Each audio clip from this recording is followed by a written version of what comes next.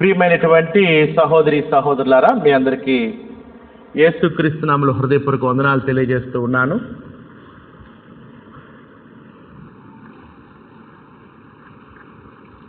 ఆదివారము యెహోవా ఏర్పాటు చేసిన దినము, ప్రభు దినము. క్రీస్తు పునరుద్ధరణ దినాన మనందరం సంఘంగా సమాజంగా చేరి దేవుని ఘనపరచవలసిన వారమైనా, దేవుని చిత్తాన్ని మనం నేర్చుకోవలసిన వారమైనా. గతించినటువంటి కొన్ని వారాల నుంచి కూడా అబద్ధము సత్యము అనే ఒక అంశాన్ని మీకు వివరిస్తూ ఉన్నాను. అబద్ధము సత్యము, ద లై అండ్ ద ట్రూత్. అబద్ధము సత్యము.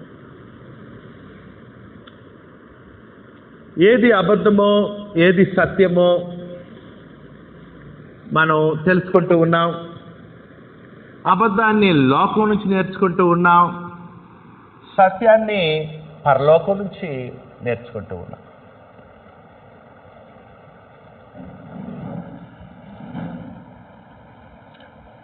సహోదరులారా, సత్యము ఏమి చేయగలదు? సత్యం ఎందుకు విలువైనది, ఘనమైనది, గొప్పది?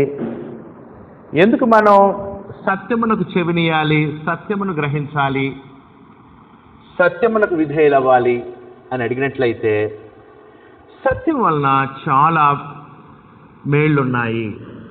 Many benefits are there. సత్యం వలన గొప్ప బెనిఫిట్స్ ఉన్నాయి. మొదటి బెనిఫిట్ ఏంటంటే, సత్యం వలన ప్రయోజనము, లాభము. అపోస్తలుడైన పౌలు తిమోతికి రాసిన 2వ పత్రిక 2వ అధ్యాయం 4వ వచనంలో సత్యం వలన ప్రయోజనం ఏంటో చెప్పాడు. అపోస్తలుడైన పౌలు తిమోతికి రాసిన 1వ పత్రిక 2వ అధ్యాయం 4వ వచనం, కంఠస్థ వచనం ఇది. సత్యం వలన ప్రయోజనం ఏంటో చూడండి. ఆయన దేవుడు మనుషులందరూ రక్షణ పొంది సత్యమును గూర్చిన అనుభవ జ్ఞానము గలవారైనవలని ఇచ్చించున్నాడు. సత్యమును గూర్చిన జ్ఞానము అన్నాడు. అంటే సత్యము జ్ఞానమును కలుగు చేయను, అసత్యము అజ్ఞానాన్ని కలుగు చేస్తుంది. సత్యము జ్ఞానాన్ని కలుగు చేస్తుంది. జ్ఞానము అంటే మంచి చెడుల వివేచన.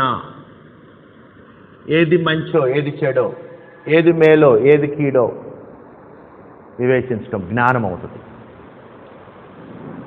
అందుకని ఎప్పుడైతే మనం సత్యాన్ని గ్రహిస్తామో మనం జ్ఞానం కలిగిన వాడు. సత్యాన్ని గ్రహించినంత వరకు అజ్ఞానంలో, అబద్ధంలో మనం నిలిచి ఉంటాము. అందుకని జ్ఞానం కలగాలంటే సత్యాన్ని వినాలి.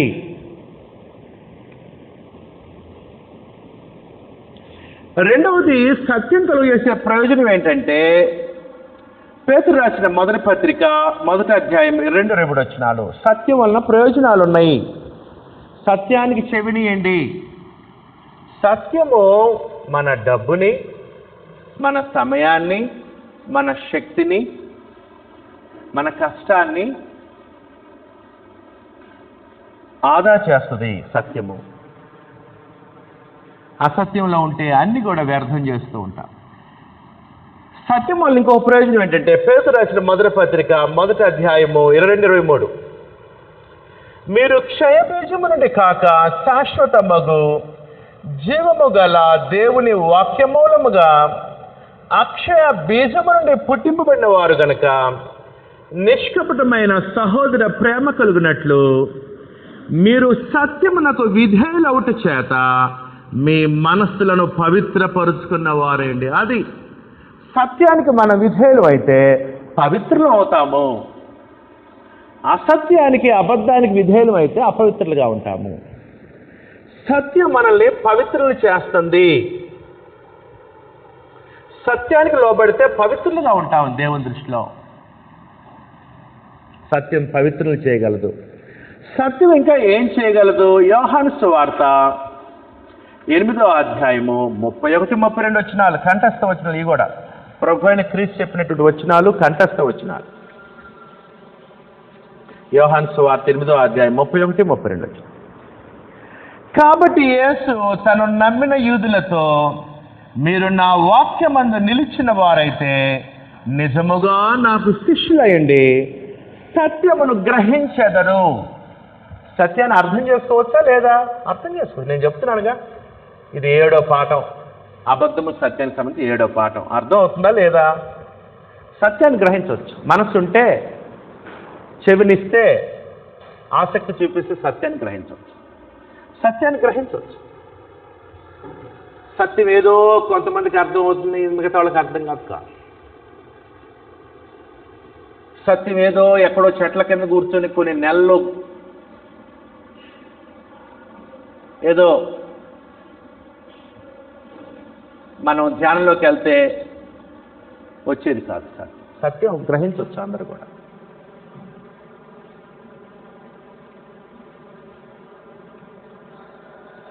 సత్యమును గ్రహించెదరు, అప్పుడు సత్యం మిమ్మల్ని స్వతంత్రులుగా చేయను. సత్యం మనల్ని స్వతంత్రులుగా చేస్తుంది. ఇక్కడున్న వాళ్ళలో కొంతమంది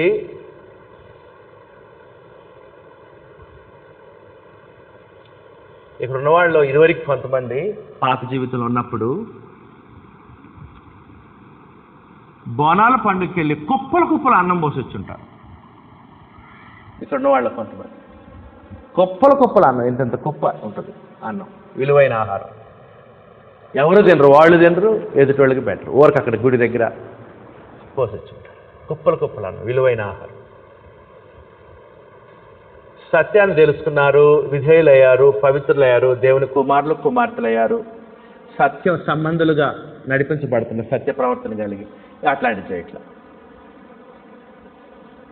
అట్లాంటిది మానేశారు. సత్యము స్వతంత్రులు చేస్తుంది.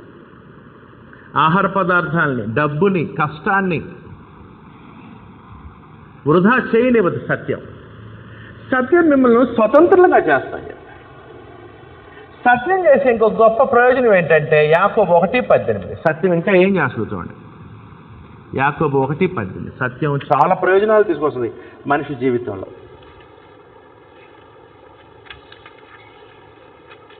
యాకోబు 1:18.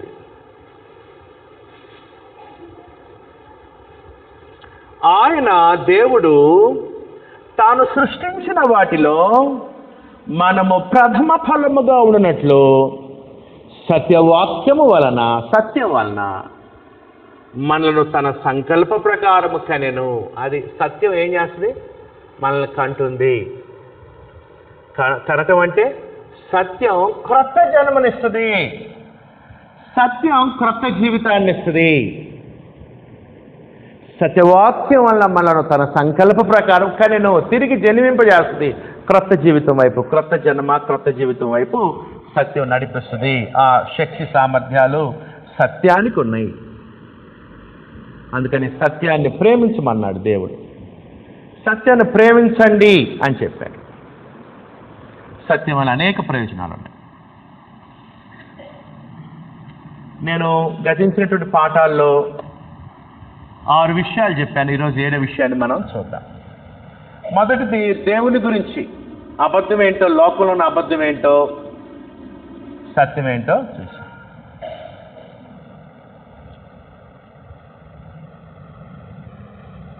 రెండవది ఈ గొప్ప సృష్టి గురించి, లోకంలో ఉన్న అబద్ధం ఏంటో, సత్యం ఏంటో చూసాం. ఆ తర్వాత మానవుని గురించి, అబద్ధం ఏంటో, సత్యం ఏంటో మనం చూసాం.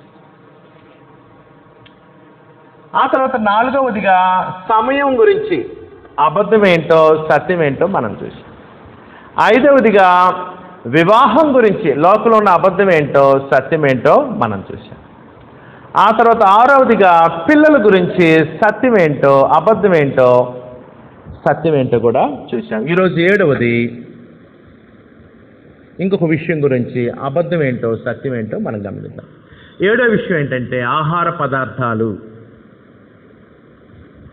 ఆహార పదార్థాలు, మనం భుజించే ఆహార పదార్థాల గురించి లోకంలో ఎటువంటి అబద్ధం ఉందో, అజ్ఞానం ఉందో, సత్యవాక్యం దాని గురించి ఏం చెప్పిందో మనం తెలుసుకుందాం.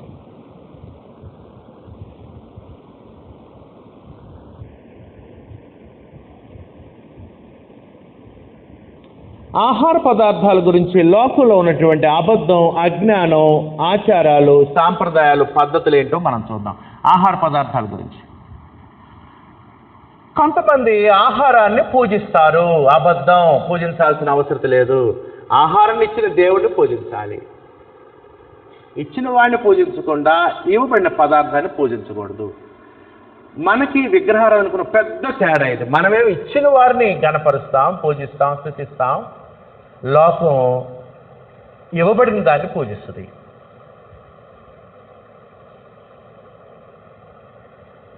రోమా 1:25లో పౌలు గారు దీన్ని ఏమన్నాడంటే, చూడండి, రోమా 1:25 ఏమన్నాడు?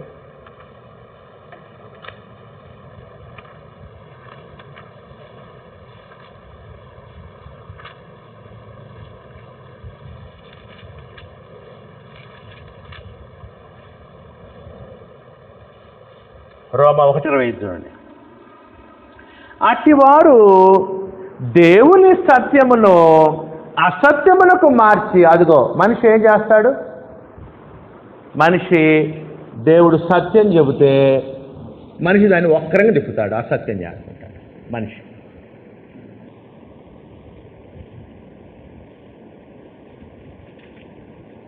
దేవుని సత్యమును అసత్యమునకు మార్చి సృష్టికర్తకు ప్రతిగా సృష్టమును పూజించి, అది ఆహారాన్ని పూజిస్తాను.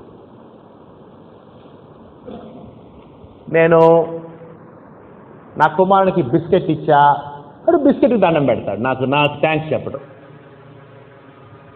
డాడీ థ్యాంక్స్ డాడీ నాకు బిస్కెట్ ఇచ్చిన అండవు, బిస్కెట్ దండం పెడతాడు. అదే కాదు, అట్లుంది. అది ఏమవుతుందంటే సత్యాన్ని అసత్యానికి మార్చావు, నువ్వు రివర్స్ చేసావు. దేవుని కృతజ్ఞతలు తెలియజేస్తుంది పోయి ఇచ్చినవాడు ఆయన, ఇచ్చిన దాన్ని పూజించడం ఏమవుతుంది? సత్యాన్ని అసత్యానికి మార్చినవాడు. అటివారు దేవుని సత్యమును అసత్యమును మార్చి సృష్టికర్తకు ప్రతిగా సృష్టమును పూజించి సేవించిరి అని చెప్పాడు పౌలు గారు. అటువంటి లోకంలో మనం ఉన్నాం. ఆహారాన్ని పూజించకూడదు, దేవుణ్ణి పూజించిన వాడిని పూజించాలి. కొంతమంది ఇంకా ఆహారం కొరకే జీవిస్తూ ఉంటారు లోకంలో. అబద్ధం అది కూడా. ఆహారం కొరకు జీవించకూడదు. 1 కొరింథీ 15:32లో 1 కొరింథీ 15:32లో పౌలు గారు ఏమన్నారంటే, కొంతమంది ఎట్లా ఉన్నారంటే కొరింథీ ప్రాంతంలో, రేపు చనిపోదము గనుక తిందము త్రాగుదాం, ఇదే పని, ఇదే జీవితం. తినటం కోసమే బ్రతికే ఉన్నారు లోకంలో. అబద్ధం. తినటం కోసమే కాదు బతకాల్సింది. మనం దేవుని కొరకు బ్రతకాలి. దేవుని చిత్తాన్ని, దేవుడిచ్చిన పనిని నెరవేర్చడానికి మనం బ్రతకాలి. భూలోకంలో దేవుని మహింపరచాలి, అంతేగాని తినటం కోసం కాదు మనం బ్రతకాలి. ఇంకొంతమంది ఆహార విషయంలో కృతజ్ఞతాస్తుతులు చెల్లించరు దేవునికి. ఇంకొంతమంది దేవుడు ఒక ఉద్దేశంతో ఆహారం ఇస్తే వారు మరొక ఉద్దేశం కోసం దాన్ని వాడతారు. దేవుడు ఆహార పదార్థాలు ఇచ్చింది ఎందుకు? మన మేలు కొరకు, మనకి ఆరోగ్యం కొరకు, మన బలం కొరకు దేవుడు ఆహార పదార్థం మనకిస్తే, దేవుడు ఆ ఉద్దేశంతో ఇస్తే వాళ్ళు ఆ ఉద్దేశాన్ని ఆహార పదార్థాలకు ఉపయోగించరు, వేరే ఉద్దేశం. కొంతమంది ఆహార పదార్థాలను పూజకు ఉపయోగిస్తూ ఉంటారు. కొంతమంది ఆహార పదార్థాలు దిష్టి తీయడానికి ఉపయోగిస్తారు. దేవుడు ఎందుకు ఇచ్చాడు? దిష్టి తీయమనా, వాటిని పూజించమనా? కాదు. సత్యం దాని చుట్టూ చూస్తుంది. దేవుడు తింటాను. దేవుడు ఒక ఉద్దేశంతో ఇస్తే నువ్వు దాన్ని ఇంకొక ఉద్దేశానికి పాటు. అబద్ధం అవుతుంది, అది అబద్ధం. అందుకు అది ఇచ్చింది.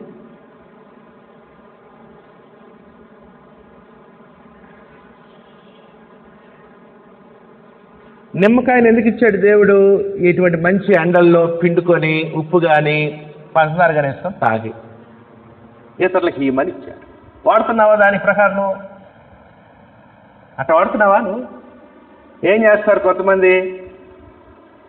ఇళ్ళకి కట్టడం. గుమ్మడికాయను దేనికి ఇచ్చాడు? పప్పులు వేసుకోయా అని ఇచ్చాడు. దేనికి వాడుతున్నావు నువ్వు? పచ్చిమిరపకాయ ఎందుకు ఇచ్చాడు నీకు? తాలింపుకి వేసుకోయా. దేనికి వాడుతున్నావు నువ్వు? మంచిగా కూర్చి దానికి తగిలించడం. కొబ్బరికాయలు ఎందుకు ఇచ్చాడు? నీళ్ళు ఏమో తాగమని, చల్లగా ఉండమని కొబ్బరినే వాడుకున్నావు. దేనికి వాడుతున్నావు నువ్వు? అన్నం ఎందుకు ఇచ్చాడు నీకు? దేనికి వాడుతున్నావు? పూజలు చేయడానికి వాడుతున్నావు లేదా? పసుపు ఎందుకు ఇచ్చాడు నీకు? కూరలో వేసుకోమని ఇచ్చాడు. నువ్వు దేనికి వాడుతున్నావు? పూజలు చేయటానికి వాడుతున్నావు లేదా? సత్యమును అసత్యమునకు మార్చి అంటే అర్థం అది. దేవుడు ఒక ఉద్దేశంతో ఇస్తే నువ్వు దాన్ని వేరే ఉద్దేశంతో. సహోదరులారా, దేవుడు ఒక ఉద్దేశంతో ఇచ్చినప్పుడు నువ్వు ఎన్నన్న చేయి ఆ పదార్థానికి. అరటిపండు ఇట తిప్పి ఇట తిప్పి ఇట తిప్పి ఇట తిప్పి ఇట తిప్పి ఇట తిప్పి ఇటయ్యి, అది అరటిపండే, ఇంకేం కాదు. నువ్వు తిప్పినంత వల్ల ఏం కాదు. దేవుడి చింత తింటానికి అది, నువ్వు దానికి ఏం చేయలేవు.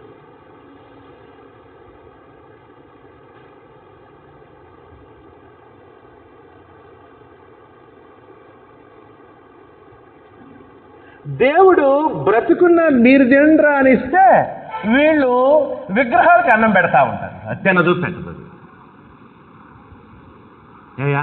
ఏమన్నా న్యాయమా? ఆయన సృష్టిలో నువ్వు భాగమైంది.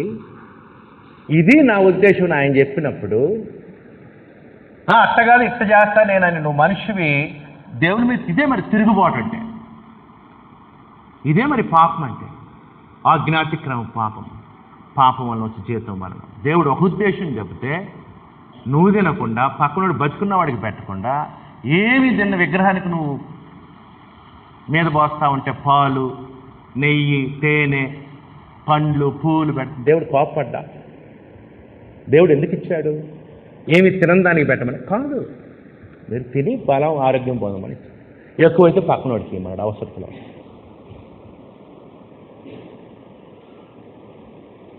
కొందరు విగ్రహాలకి దేవుడిచ్చిన ఆహార పదార్థాలు పెడతారు. ఇక బోనాలు పండక్కి కుప్పలు కుప్పలు అన్నం, వాళ్ళు తినరు, తినేవాడికి తినలేరు. అక్కడ నెయ్యి, తేనె, ఆవు పాలు, పండ్లు. అరే మనుషులు మీరు తినండి, బలం పొందనండి. వీడు మనిషికి పెట్టకుండా కారుకు తగిలిస్తాడు వెళ్ళి. ఆహార పదార్థాలు దేని తగిలిస్తాడు? ఈ కారు యాక్సిడెంట్ అవ్వకూడదు, కారు ముందు తగిలిస్తాడు నిమ్మకాయ, పచ్చిమిరకాయలు కట్టి. అయ్యా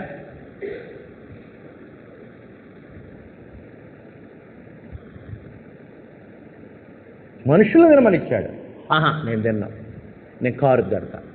నేను తిన్నా, ఇంకొకటి పెట్టను, కారుకు పెడతా. ఒక్కొక్కళ్ళు కారును పూజ చేసిన తర్వాత 4 టైర్ల కింద మంచి నిమ్మకాయలు పెడతారు. 4 నిమ్మకాయలు ఇటు తొక్కి పానిస్తాడు వాడు.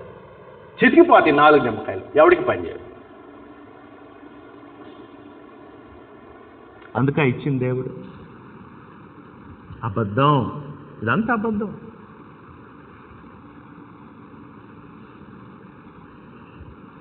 దేవుడు మనుషులకు ఆహార పదార్థాన్ని ఇస్తే జీవించడానికి మనుషులు దేవునికి అన్నం పెట్టడం, మనుషులు దేవునికి ఆహార పదార్థాలు పెట్టడం అజ్ఞానం. అజ్ఞానం అది దేవునికి. అదే పౌలు గారు విగ్రహాలను చూసి అన్నాడు, ఆయనకి ఏదైనా కొదువైనట్లు మనుషుల చేతులతో సేవింపబడవాడు కాడు అన్నాడు. ఎందుకంటే పౌలు గారు విగ్రహారాధన చూసినప్పుడు ఎట్లుందంటే వాళ్ళ విగ్రహారాధన దేవుడికి ఏదో తక్కువైనట్టు వీళ్ళు స్పూనులతో ఆయనకు పెడుతున్నట్టు ఉన్నారు. దేవుడికి ఏం కొద్దు, మనకిచ్చాడు తింటారు.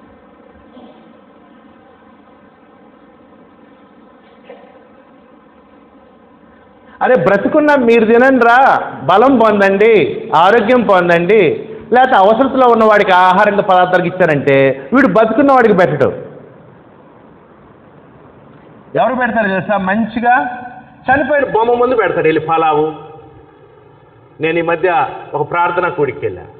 2 పిల్లలు లోపల 2 ప్రార్థన చేస్తున్నారు. లోపలికి పోయాలంటే పెద్ద బొమ్మ, ఆ చచ్చిపోయిన ఆయనది చిత్రపటం, దాని దగ్గర మంచి బిర్యానీ, ఆయనకు నచ్చిన ముక్కలు, బ్రాందీ బాటిల్, సిగరెట్ ప్యాకెట్ అని అవన్నీ ఆయనకు నచ్చినాయి. నన్ను ప్రార్థన చేయమన్నారు వీళ్ళు.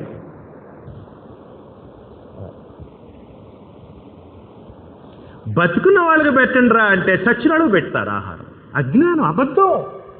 వాడు తినడం పెట్టడం.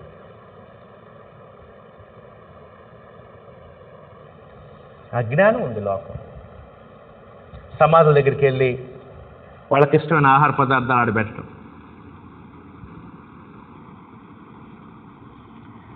సహోదరులారా, ఇటువంటి అబద్ధంలో మనం జీవిస్తూ ఉన్నాం. నీవు దేవుడవు గనుక నీ మాట సత్యము,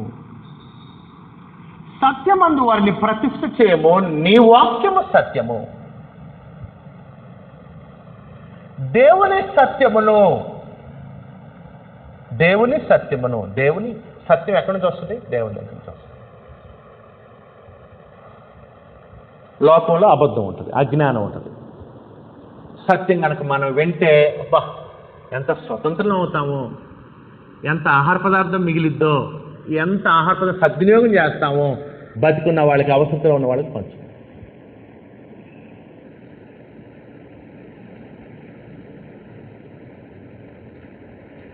సహోదరులారా, ఇటువంటి అజ్ఞానము, అబద్ధంలో ఉన్నటువంటి మనం ఇదివరకు మనందరం అక్కడ ఉన్న వాళ్ళమే. తర్వాత వాక్యాన్ని విని మళ్ళీ డైరెక్షన్ మారుస్తున్నాం, మార్గాన్ని మార్చు. నీ వాక్యము వెల్లడితోడనే వెలుగు కలుగును, అవి తెలివిలేని వారికి తెలివి కలుగు. నీ వాక్యము నా పాదములకు దీపం. నా పాదములకి నువ్వు వేసే అడుగులు అనుదిన జీవితం. నీ వాక్యము నా పాదములకు దీపమును, నా త్రోవకు వెలుగునై ఉన్నది. నీ ఉపదేశం వల్ల నాకు వివేకము కలిగను, తప్పు మార్గములను నాకు అసహ్యములాయను అన్నాడు కీర్తనకారుడు.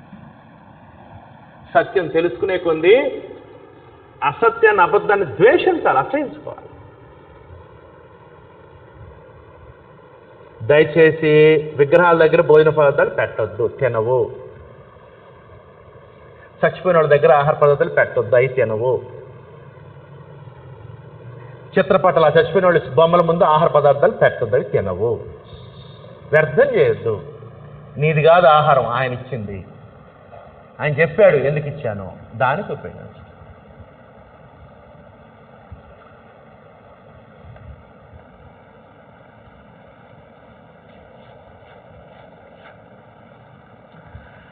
సరే, సత్యం చూద్దాం. ఆహార పదార్థాలు సత్యం ఏం చెప్పిందో, సత్యం ఏం చెప్పిందో మీ అందరి చేతిలో ఉంది. సత్యం, దేవుని వాక్యము సత్యం.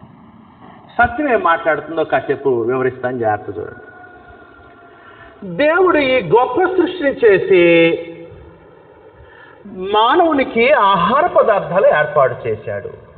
ఈ గొప్ప సృష్టి మానవునికి నివాస స్థలంగా ఉండటానికి, మానవులు చేయకముందే మానవునికి ఆహారం కొరకు దేవుడు ఆహార పదార్థాలను ఏర్పాటు చేశాడు. సత్యం. నువ్వు దేవునికి పెట్టం కాదు, ఆయన నీకు ఇచ్చాడు.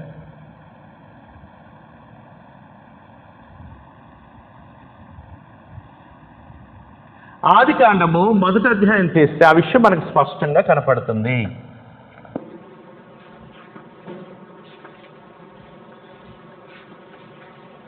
ఆదికాండము 1వ అధ్యాయము 9 నుంచి 12 వచనాలు, 9 నుంచి 13 వచనాలు. దేవుడు ఆకాశము క్రిందనున్న జలములు ఒక చోటనే కూర్చబడి 6 నెలల కనబడుగాకని పలుగా ఆ ప్రకారం ఆయన దేవుడు 6 నెలలకు భూమి అని పేరు పెట్టెను, జలరాశికి ఆయన సముద్రంలో పేరు పెట్టెను. అది మంచిదని దేవుడు చూచెను.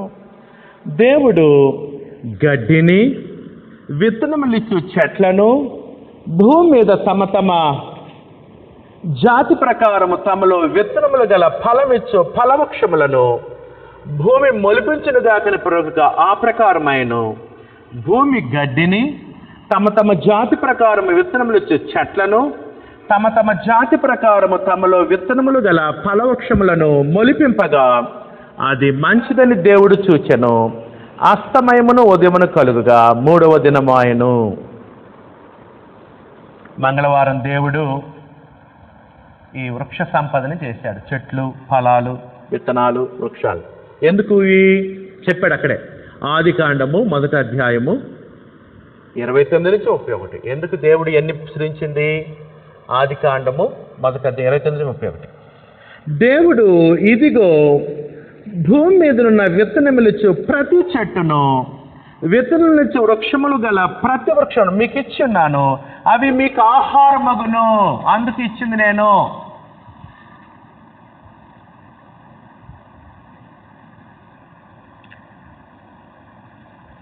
భూమి మీద నుండి జంతువులన్నిటికీ, ఆకాశ పక్షులన్నిటికీ, భూమి మీద ప్రాకు సమస్త జీవులకును పచ్చని చెట్లని ఆహారమగునని పలికెను. ఆ ప్రకారం ఆయను దేవుడు తాను చేసినది యావత్తు చూచినప్పుడు చాలా మంచిది కూడా నేను అస్తమైన ఉదయం కలుగు 6వ దినము అది దేవుడు ఆహార పదార్థాలుగా ఇచ్చాడు. ఆ తర్వాత ఆదికాండం 9వ అధ్యాయంలో మాంసాన్ని కూడా ఆహారంగా దేవుడు అనుమతిచ్చాడు. అప్పుడు దాకా ఇవ్వాల. జలప్రళయం తర్వాత మాంసాహారాన్ని కూడా దేవుడు మానవునికి ఇచ్చాడు. ఫస్ట్ మానవుని సృజించినప్పుడు వెజిటేరియన్ మనిషి, శాకాహారి. తర్వాత జలప్రళయం తర్వాత దేవుడు మానవుడు మాంసాహారిగా ఉండటానికి కూడా అనుమతి ఇచ్చాడు. ఆదికాండము 9వ అధ్యాయము.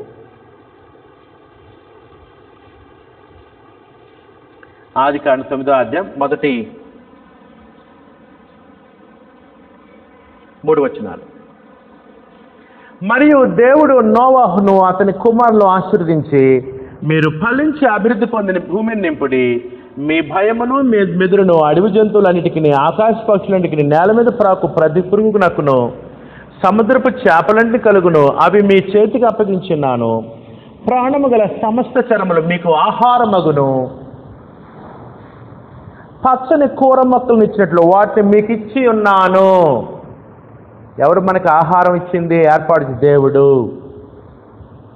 పౌలు గారు ఆహార పదార్థాల గురించి మాట్లాడేటప్పుడు ఒక వచనం కోట్ చేశాడు. కీర్తన 24:1 1 కొరింథీ 16:26లో 1 కొరింథీ 16:26లో కొరింథీ రాసిన మొదటి పత్రిక 10:26లో కీర్తన 24:1 కోట్ చేశాడు. ఏంటది చూడండి. 1 కొరింథీ 10:26.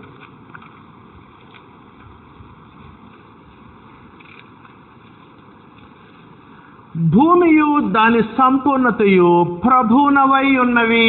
నీది కాదు, ప్రభువుది. ప్రభు నీకు తినటానికి ఇచ్చాడు. అవి ప్రభు అన్ని నిన్ను తినటానికి అనుమతి ఇచ్చాడు. నీకు ప్రభువి అన్ని కూడా ప్రభువి. నువ్వేం తేలా ఈ లోకంలోనికి, ఏమి తీసుకొని పోలేవు. 2 కొరింథీ 9:10లో ఎవరు మనకు ఆహారం ఇచ్చేది? పౌలు గారు చెప్పాడు. కానుకల గురించి చెప్తూ దేవుడు మనకు ఆహారాన్ని ఇస్తున్నాడు కదా అని చెప్పాడు. 2 కొరింథీ 9:10. విత్తువానికి విత్తనమును, తినుటకు ఆహారమును దయచేయు దేవుడు. దేవుడు మనకు ఆహారం ఇచ్చాడు.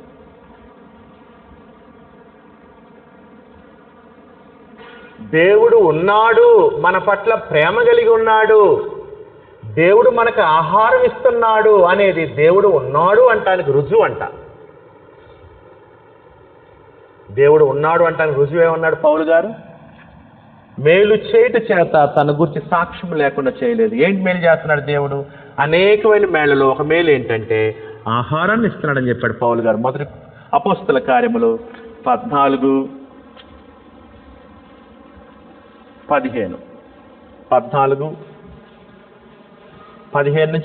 చూడండి. అపోస్తల కార్యం 14:15-17. అయలారా, మీరెందుకు ఇలాగూ చేస్తున్నారు? మేము కూడా మీ స్వభావం వంటి స్వభావం నరులమే. మీరు ఈ వ్యర్థమైన వాటిని విడిచిపెట్టి ఆకాశమును, భూమిని, సముద్రమును, వాటిలో ఉండు సమస్తమును సృజించిన జీవమగల దేవుని వైపు తిరగవాలని మీకు సువార్త ప్రకటించున్నాము. ఆయన గత కాలములలో సమస్యలను తమ తమ మార్గంలో నడునిచ్చును. ఆయనను జార్చండి. ఆయన ఆకాశమును మీకు వర్షమును, ఫలవంతములైన ఋతువులను దయచేయచ్చు, ఆహారమును అనుగ్రహించుచు, ఉల్లాసము చేత మీ హృదయములు నింపుచు, మేలు చేయుట చేత తను గూర్చి సాక్ష్యము లేకుండా చేయలేదని బిగ్గరగా చెప్పిరి. అది నువ్వు నోట్లో ఒక రుచికరమైన తగిలిందంటే ఎవరు గుర్తు రావాలి? దేవుడికి. ఆహారమును అనుగ్రహించు, ఉల్లాసము చేత మీ హృదయం నింపచ్చు, మేలు చేయుట చేత తన గురించి సాక్ష్యము లేకుండా దేవుడు ఉన్నాడు అంటానికి కారణం ఏంటంటే ఆహార పదార్థాలు దేవుడు ఇచ్చాడు. అందుకని సహోదరులారా, క్రైస్తవులు ఏం చేస్తుంటారు? భోజనం చేసే ముందు పరలోకమందున్న మా తండ్రి, మీరు మాకు ఇచ్చిన ఆహారం బట్టి కృతజ్ఞతలు చెల్లిస్తాం. ఈ ఆహారం ద్వారా మాకు శక్తి బలం యేసుక్రీస్తును అడుగుతున్నాం తండ్రి. మనం దేవుని కృతజ్ఞతలు చెల్లించి అప్పుడు భోజనం. అది దేవుడి కోరిక. దేవుడు ఉన్నాడు అంటానికి రుజువు ఆహార పదార్థం. దేవుడు మానవ జాతికి ఆహార పదార్థాలను ఏర్పాటు చేయటమే కాదు, దాన్ని తినాలంటే కూడా దేవుడే వీలు కలుగు చేయాలి. లేకపోతే ఉంటాయి, నువ్వు తినకూడదు. ప్రసంగి 2:25 జ్ఞాన సొలొమోను గొప్ప ధనవంతుడు ఈ విషయం చెప్పాడు. మామూలు ధనవంతుడు కాదు, ఏది కావాలంటే అది ఆర్డర్ ఇచ్చుకోవచ్చు. ఈ ధనవంతుడు సొలొమోను చాలా ధనవంతుడు. ఆయన భోజనం మీరు చూస్తే ఆశ్చర్యంగా ఉంటుంది. ఆయన టేబుల్ మీద మీల్స్ మీరు చూస్తాయి. ఆయన ఏమంటున్నాడు చూడండి, ప్రసంగి 2:25. ఆయన సెలవు లేక భోజనము చేసి సంతోషించుట ఎవరికి సాధ్యము? అది దేవుడు ఆహార పదార్థాలని మనకి ఇవ్వటమే కాదమ్మా, తినాలంటే కూడా దేవుడు అనుమతి ఇవ్వాలి. అదే సొలొమోను చెప్పింది. ఆయన సెలవు లేక భోజనము చేసి సంతోషించుట ఎవరికి సాధ్యం? ప్రసంగి 5:18 చూడండి. 5:18 5:18 నుంచి. మరియు కోరదగినది గాను చూడ ముచ్చటైనది గాను నాకు కనబడినది ఏదనగా, దేవుడు తనకు నియమించిన ఆయుష్కాల దినములనియు ఒకడు అన్నపానములు పుచ్చుకొనొచ్చు తన కష్టార్జితమంతటి వలన క్షేమముగా బ్రతుకుచున్నట్టే ఇదియే వానికి భాగ్యము అన్నాడు. అసలు నువ్వు అన్నపానాలు పుచ్చుకుంటున్నావంటే 3 పూట్ల దేవుడిని గొప్ప భాగ్యం ఇచ్చాడు. తింటా ఉంటాడు, నోట్లో బొగ్గులో ఉంటుంది, అన్నం దేవుడు నాకేం చేశాడు అంటాడు. మింగుతూ ఉంటాడు, బొగ్గులో తింటాడు, దేవుడు నాకేం చేశాడు అంటాడు. అసలు నువ్వు తింటమే భాగ్యం రా నాయన. నువ్వు 3 పూటలు తిన్నావంటే భాగ్యం. ఈ భాగ్యం పెద్దోళ్ళకి లేదు, చాలా మందికి ఇవ్వలేదు, దేవుడు నీకు ఇచ్చాడు.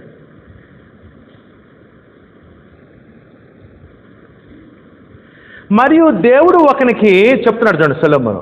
దేవుడు అంట ఒక్కొక్కరికి ఏం చేస్తాడంట, ధనము ధాన్యము సమృద్ధిని ఇచ్చాడు.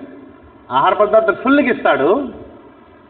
దాని యందు తన భాగం అనుభవించుటకు అన్నపానములు పుచ్చుకొనుటకును తన కష్టార్జితమందు సంతోషించిన వీలు కలుగు చేసిన. మళ్ళీ ఇవ్వటమే కాదు, తినే ఆధిక్యత కూడా ఇవ్వాలి నీకు దేవుడు. వీలు కలుగు చేసిన అతనికి ఆ స్థితి దేవుని ఆశీర్వాదం వల్ల కలిగింది అనుకోవాలి. 3 పూటలు తింటున్నామంటే మరి దేవుడు నన్ను ఆశ్రయించాడు బ్రదర్.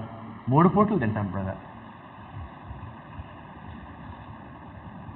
అట్టి వానికి దేవుడు హృదయానందము దయచేస్తున్నాడు. కనుక అతను తన ఆయుష్కాలను జ్ఞాపకం చేసుకున్నాడు. 6వ అధ్యాయంలో ఇంకొక పరిస్థితి చెప్పాడు చూడండి.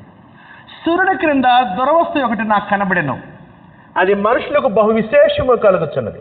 ఏమనగా, దేవుడు ఒకనికి ధనము ధాన్యము సమృద్ధిని ఘనతను కూడా ఇస్తాడు, అనుగ్రహిస్తాడు, అన్ని ఇస్తాడు. అతడు ఏమి కోరినను, ఏం కావాలంటే అది అతనికి అందుబాటులో ఉంటుంది. అది అతనికి తక్కువ కాకుండా అయినను దానిని అనుభవించుటకు దేవుడు వానికి శక్తిని తినొద్దు అంటారు.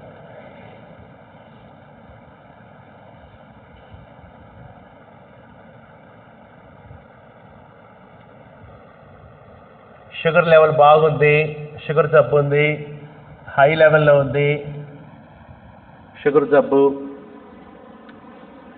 వాళ్ళకి మామిడి తోట ఉంది, 100 ఎకరాలు, బ్రహ్మాండంగా పండింది మామిడి పండ్లు, లారీలు ఇస్తున్నారు ఎక్స్పోర్ట్. అతనిదే తోట. కానీ ఆయనకున్న అనారోగ్యాన్ని బట్టి ఒక్క మామిడికే తినకూడదు. ఎంత బాధ!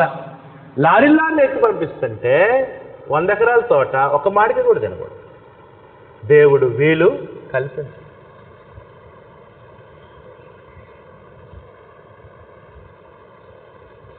దేవుడు ఆహార పదార్థం ఏర్పాటు చేస్తాడు, తినాలంటే కూడా దేవుడు పర్మిషన్ ఇవ్వాలి.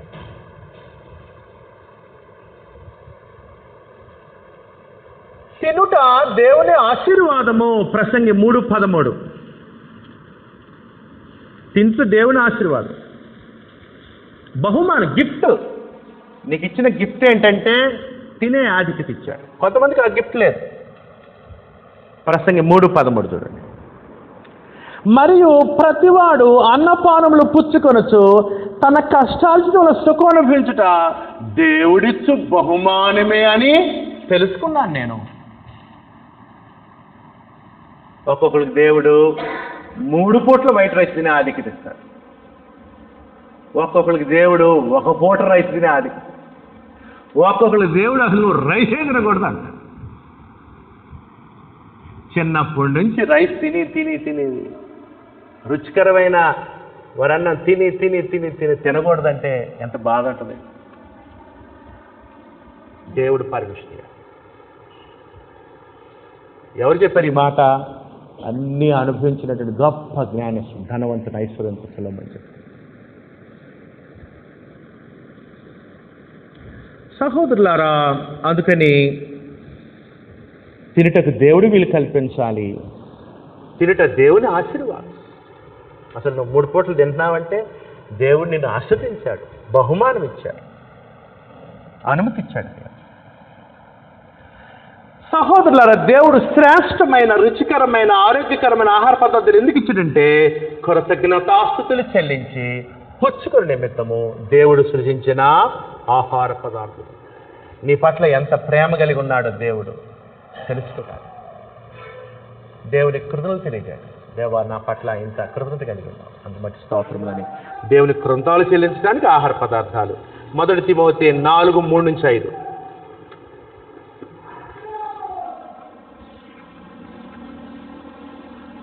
మనం తిని రుచి చూచి దేవుని కృతజ్ఞతలు తెలియమంటే వీళ్ళు చచ్చిపోయిన పెడుతుంటారు, అన్నం చిత్రపటాలు పెడుతుంటాడు, విగ్రహాల దగ్గర పెడుతుంటాడు ఆహార పదార్థాలు. అందుకు దేవుడు ఇచ్చింది.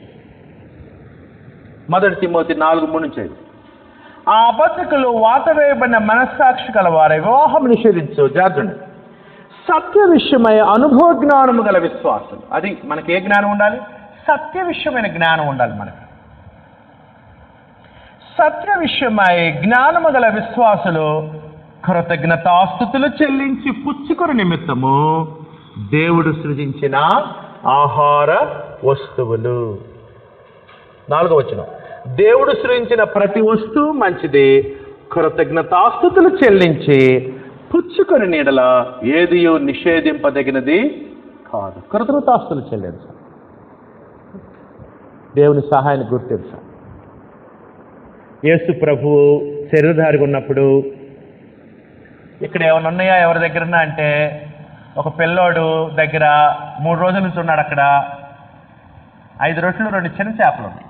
అవి సర్ది ఎప్పుడో 3 రోజుల నుంచి ఉన్నాయి. ఆయన దగ్గరే ఉంది, ఆ పిల్లోడి దగ్గర. అందరి దగ్గర ఆహార పదార్థాలు అయిపోయింది. ఆ 3 రోజుల నుంచి ఆడి బ్యాగ్లో, పిల్లోడి బ్యాగ్లో ఉంటాయి. ఎట్టుంటాయి అంటే ఎండిపోయి వంకర తిరిగి ఉంటాయి ఆ రొట్టెలు కానీ ఆ చేపలు కానీ.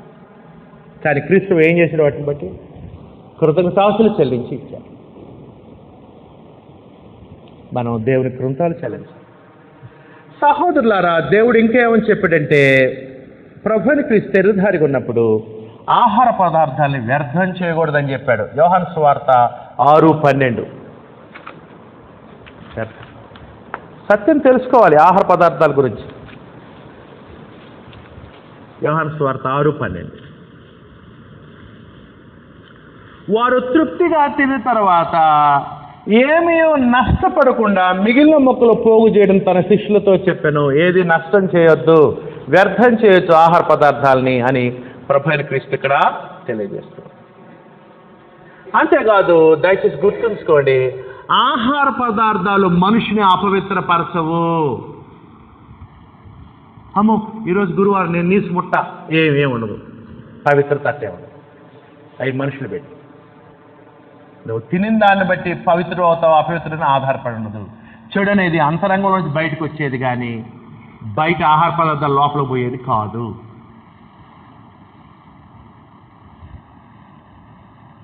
ఆహార పదార్థాలు మనిషిని అపవిత్రపరచు. మత్తయి సువార్త 15:17-18. బయట నుంచి లోపలికి పోయే మనిషిని అపవిత్ర, లోపల నుంచి బయటకు వచ్చేటువంటి చెడు లక్షణాలు, చెడు స్వభావం మనిషిని అపవిత్రపరుస్తుందని క్రీస్తు ప్రభు చెప్పారు. సహోదరులారా, ఆహార పదార్థాలు దేహానికి, ఆత్మకు ఆహారము దేవుని వాక్యము. ఈ ఆహారం తింటే శరీర సంబంధ ఆహారం తింటే శరీరం బలం వస్తుంది. వాక్యం అనే దేవుని ఆత్మలో ఆత్మీయంగా బలంగా ఉంటుంది. రెండు వేరు. అంతేకాదు ఆహార పదార్థాల వలన దేవుని దగ్గర మనం మెప్పు పొందము. అబ్బా, ఈయన అసలు మాంసమే తిండంట, శాకాహారమే తింటాడు, ఆ శాకాహారంలో కూడా ఎప్పుడు పచ్చిపులిసే తింటాడంట. అబ్బా దేవుడు అందట. ఆహార పదార్థాల ద్వారా దేవుని దగ్గర మెప్పు పొందము. హెబ్రీ 11వ అధ్యాయము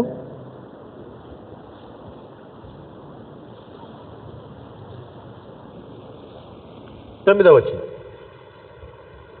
ఆహార పదార్థాలను బట్టి మనం తినే ఆహార పదార్థం దేవుని దగ్గర మెప్పు పొందాం. నానా విషములైన అన్య బోధల చేత త్రెప్పబడకుడి, భోజన పదార్థాలను బట్టి కాక కృపను బట్టి హృదయం స్థిరపరచుకుంటే మంచిది. వాక్యాన్ని బట్టి మన హృదయాన్ని స్థిరపరచుకోవాలి, ఆహార పదార్థాలను బట్టి కాదు. భోజనను బట్టి ప్రవర్తించిన వారికి ఏమీ ప్రయోజనము కలగలేదు. అది ఆహార పదార్థాలు. మనిషికి స్వేచ్ఛ ఉన్నది, ఏం తినాలి ఏం తినకూడదు, నీకు స్వేచ్ఛ ఉంది. నువ్వు తినే ఆహార పదార్థాలు దేవుని దగ్గర మెప్పేం పొందవు. సహోదరులారా, ఇంకొక విషయం ఏంటంటే, మనం ఆహార పదార్థాలు ఎందుకు తింటున్నామంటే దేవుని కోసమే తింటున్నాం, ప్రభు కోసం తింటున్నాం. ఆహార పదార్థాలు బలం పొంది ప్రభువుకి పనిచేయటానికి, ప్రభు మహిమకరంగా జీవించడానికి. రోమిలకు రాసిన పత్రిక 14వ అధ్యాయం 6-7 వచనాలు చూడండి. అది అందుకని బతకటానికి, తినటానికే మనం బ్రతకట్లా, ప్రభు కోసం బ్రతకాలి కాబట్టి తింటున్నాం. రోమా 14:6-7.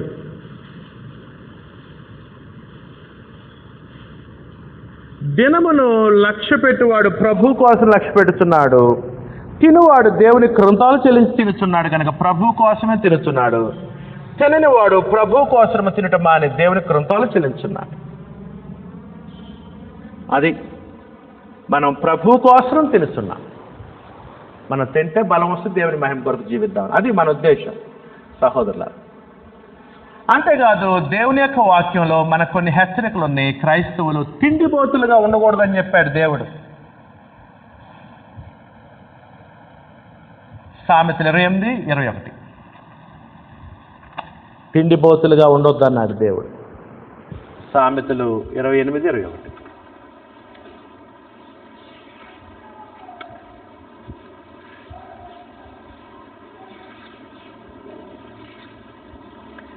అంటే తిండికి అన్నిటికంటే ఎక్కువ ప్రాధాన్యత ఇచ్చేవాళ్ళుగా ఉండకూడదు. సామెతలు 28:21. పక్షపాతము చూపడం మంచిది కాదు, రొట్టె ముక్క కొరకు ఒకడు దోషము చేయడు. చూసారా, ఆహారం కోసం దేనికైనా తెగిస్తాడు, దేవుని ఆజ్ఞ కూడా మితిమీరుతాడు. ప్రసంగి 10:16. మనం తిండిపోతులుగా ఉండకూడదు, ఆహార పదార్థాలకి మొట్టమొదటి ప్రాధాన్యత ఇచ్చేవాడు ఉండకూడదు. దేవునికి ఆయన చిత్తాన్ని నెరవేర్చడానికి మొదటి ప్రాధాన్యత ఇచ్చేవాళ్ళకి ఉండాలి. ప్రసంగి 10:16. దేశమా, దాసుడు నీకు రాజు అయినటయో, ఉదయముననే భోజనము కూర్చుండేవారు నీకు అధిపతులైనటయో నీకు అశుభము అన్నాడు. ఎవరంటే వీళ్ళు? ఉదయాన్నే లేవగానే ఏం తిందాం, ఏం చేశావు, ఏం, అంటే ఇదే పని, ప్రాధాన్యత. ఉదయముననే భోజనము కూర్చుండేవారు, ఏ పని చేయకుండా, పని పాట, తిండిపోతులుగా ఉండొద్దన్న. తీతు 1:12లో క్రేతీయుల్ని పౌలు గారు హెచ్చరిస్తూ సోమరులకు తిండిపోతులు అని చెప్పాడు. క్రేతీయుల్ని అట్లా ఉండకూడదు క్రైస్తవులు. సహోదరులారా, పని చేసిన వాడు ఆహారం తినడానికి యోగ్యుడు, పని చేయకపోతే ఆహారం తినొద్దు అన్నాడు పౌలు గారు క్రైస్తవులకు. 2వ తెస్స 3:10. 2వ తెస్స 3:10. 2వ తెస్స 3:10. మరియు మేము మీ వద్ద ఉన్నప్పుడు ఎవడైనా పని చేయనొల్లని ఎడలా వాడు భోజనము చేయకూడదని మీకు ఆజ్ఞాపించింది కదా. చూసారా,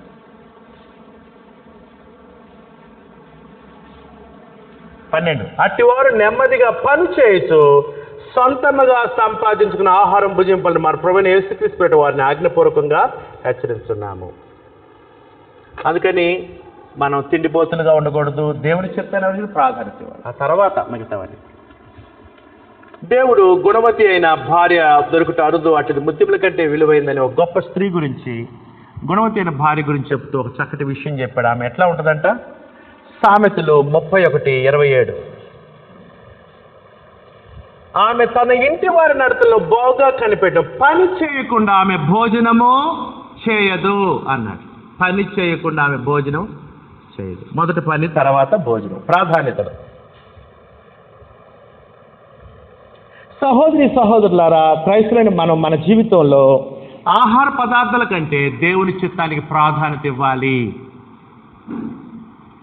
లూకా సువార్త 10:38-42 యేసు ప్రభుని మార్త ఇంటికి పిలిచింది. వచ్చాడు యేసు ప్రభు, కూర్చొని వాక్యం చెప్తున్నాడు. చెప్తుంటే మరియా, మార్త సహోదరి మరియా కూర్చొని వాక్యం ఏంటండి? మార్త వంటగదిలో వంటలు చేస్తుంది, ఆహార పదార్థాలు సిద్ధపరుస్తుంది. ఇక్కడేమో యేసు ప్రభు వాక్యం చెప్తున్నాడు, మార్త ఏమో వంటగదిలో ఉంది, మరియా ఏమో వాక్యం ఏంటండి. ఈ వంటగదిలో ఉన్న ఏం చేసిందంటే వచ్చి, యేసు ప్రభువా నేను ఒక్కడే అక్కడ పని చేస్తుంటే నీకు బాధ లేదా? ఈ మరీ ఏం దర్జాగా కూర్చుని పంపించి అక్కడికి అని. ఆమె కూడా వచ్చి ఆహార పదార్థాలు సిద్ధం.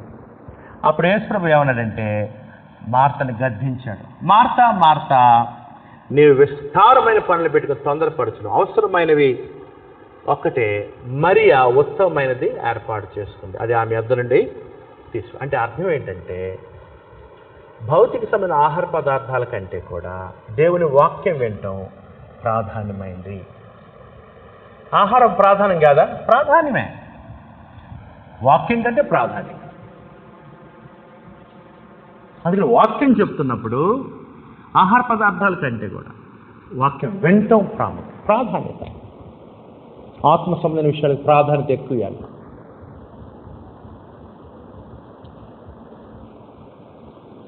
కొన్నిసార్లు మేము కుటుంబ కూడికలకు వెళ్ళినప్పుడు చెప్పేదేమో కుటుంబ కూడిక, మా ఇంట్లో ఈరోజు ప్రార్థన పెట్టిన బ్రదర్ కూడిక అని వెళ్ళగానే భర్త ఏమో పలహారం తేయటానికి షాపు పోతాడు, బిడ్డ ఏమో పాల ప్యాకెట్ తేయటానికి పోతాడు, ఆ భార్య ఏమో వంటగదిలో ఉంటుంది కిచెన్ కుక్కర్లో రైస్ పెట్టి. ఎవరికి ఎవరికి పాటలు ఎవరికి, ప్రార్థన ఎవరికి, వాక్యం ఎవరికి? ప్రార్థన ఇంట్లో ప్రార్థన ఎవరికి, మరి వాక్యం కదా. అదే మరి మార్త ఇంట్లో జరిగింది. ప్రాధాన్యత ఆత్మశ విషయాలకు ఎక్కువ ప్రాధాన్యత ఇవ్వాలి. అన్నిటిలో అయితే ఏమి తిందుమా, ఏమి త్రాగుదుమా, ఏమి ధరించు, వాళ్ళు దానికి ప్రాధాన్యత ఇస్తారు. చూసారా? మత్తయి సువార్త 6:33 ఏమని చెప్పి క్రీస్తు మొదట, కాబట్టి మీరు ఆయన రాజ్యమును ఆయన నీతిని మొదట వెతుక, ఆ తర్వాత అవన్నీ ఆహారము వస్త్రము ఇవి దేవుడు అనుగ్రహిస్తాడని కూడా చెప్పాడు. ఆ సహోదరుల భౌతిక సంబంధ ఆహార పదార్థాల కంటే కూడా దేవుని చిత్తానికి మనం ప్రాధాన్యత ఇవ్వాలి. కీర్తన 111:5 ఒక చక్కటి వాగ్దానం ఉంది క్రైస్తవులకి. తన యందు భయభక్తులు గల వారికి ఆయన ఆహారం ఇచ్చి ఉన్నాడు. దేవుడు మనకి ఆయన నీతిని, ఆయన రాజ్యాన్ని వెతికితే ఆహారం ఇస్తాడు. దానికోసం మనం దేవుని విషయాలను విడిచిపెట్టి సహవాసాన్ని, క్రీస్తు సంఘాన్ని, కూడికల్ని, ఆరాధన విడిచిపెట్టి ఎడపోవాల్సిన పని లేదు. ఆయన నీతిని, రాజ్యాన్ని మొదటి వెతికితే ఆయన మనకి ఆహారం ఇస్తాడు. ఒక చక్కటి ఎగ్జాంపుల్ దేవుడు గ్రంథంలో ఉంచాడు. దేవుడు ఆహారం ఇస్తాడు, దాని గురించి మీరు బాధపడద్దు అని. 1 రాజులు 17:6 ఏలియా గురించి మీ అందరూ తెలుసు. ఏలియా 3.5 సంవత్సరాలు ఇశ్రాయేల్ దేశం అవిధేయతను బట్టి కరువు తీసుకొచ్చాడు దేవుడు. 3.5 years చాలా తీవ్రంగా ఉంది కరువు. అప్పుడు ఏలియాని ఏమని చెప్పిన, కెరీతు వాగు దగ్గర ఉండమన్నాడు. ఆ వాగులో నీళ్లు తాగుతూ ఉండ అన్నాడు. తన భక్తుడైన ప్రవక్తని ఏలియాకి దేవుడు ఎలా పోషించాడు తెలుసా?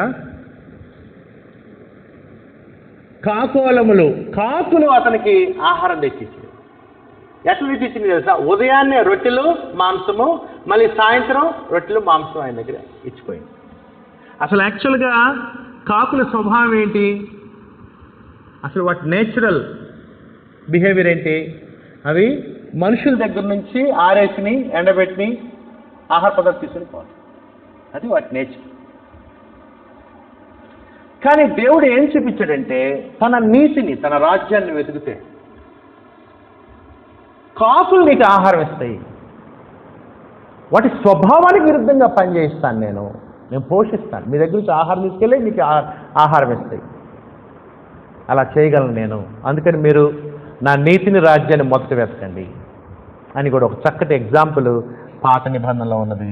చివరిగా సహోదరులారా, హబక్కుకి ఏమన్నాడు ఒక మాట నేను మీకు జ్ఞాపం చేసి నా ప్రసంగాన్ని ముగిస్తాను. సత్యం గ్రహిస్తాను.